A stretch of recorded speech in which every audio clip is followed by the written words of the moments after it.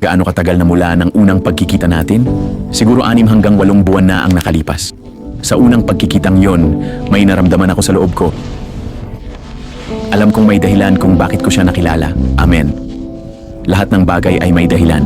At ngayon, may matinding pagnanasa akong patuloy na pag-alabin. Simula noon, hindi ka na naging pareho, di ba? Oo, dapat pumasok ako sa trabaho noon pero nakakuha ako ng day off. Nakilala ko siya at nangako akong nandito na ako habang buhay. Sasabihin ko sa iyo ang totoo. Umiyak ako sa kotse kasi alam kong magiging magandang paglalakbay ito. Nanginginig ka rin noon nung una kitang nakita. Hanggang ngayon. Sige, ngayon, sabihin mo sa akin anong nangyari kanina. Kasi sabay tayong pumasok sa 24 Fitness. Oo, pumasok lang ako para magpasalamat sa kanya. Sinabi ko sa kanya na babalik ako sa pag-aaral. Amen. Sinabi ko ang mga plano ko sa buhay.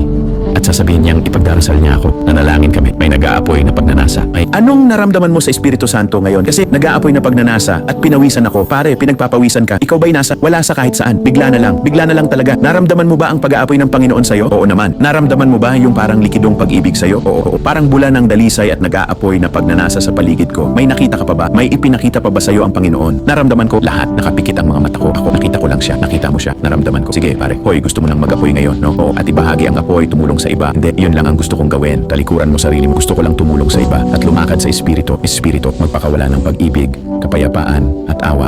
Amen. Jesus.